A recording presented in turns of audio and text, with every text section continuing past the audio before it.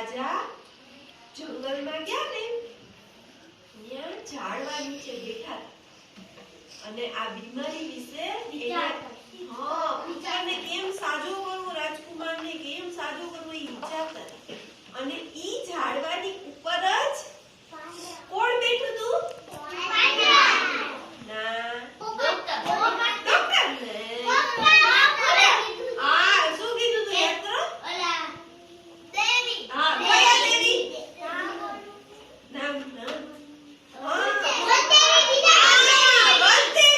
વનદેવી બેઠા હતા અને રાજાજીના મનમાં જે વિચાર હતો ને જે વિચાર હતો ને ઈ વનદેવીને ખબર પડી ગઈ કે આ રાજાજી આવો વિચાર કરે છે અને એના દીકરાને આવી તકલીફ છે. પછી શું થયું? રાજા ઘરે ગયા, રાત્રે સૂતા ને તો એના સપનામાં આવ્યા વનદેવી અને કીધું, રાજાજી તમે ચિંતા કરો હું તમારા દીકરાને સાજો કરી દઈશ. તમે જંગલમાં ઉત્તર દિશામાં જાશો ને એટલે એક જાદુઈ વૃક્ષ છે, જાદુઈ ઝાડવું છે. ત્યાં તમારા દીકરાને કાન આમ રાખવાનો, પછી વૃક્ષ છે ઈ એક મંત્ર બોલશે અને તમારો દીકરો સાજો થઈ જશે. પછી તો રાજા તો ખુશ થઈ ગયા અને બીજે દિવસે ગયા રાજકુમારને લઈને અને કાન છે ઈ ન્યા રાખ્યો રાજકુમારે અને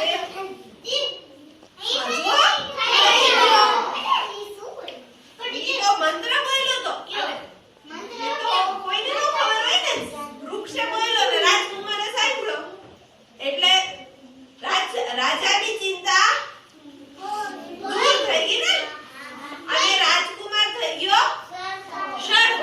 હવે બીજે દિવસે એવી રીતે થયું અને થોડાક દિવસ થયા એટલે રાજકુમાર સારો થઈ ગયો. પછી વનદેવી પાછા રાજાના સપનામાં આવ્યા. હા પાછા શું કરવા આવ્યા છે?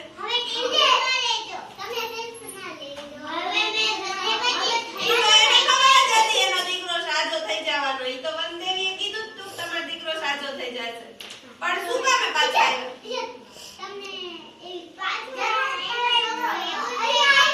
જરૂર પડે તો અહીં આવજો એવું નહોતું કીધું. શું કીધું તું? ના એવું નહોતું કીધું. એવું કીધું સાંભળો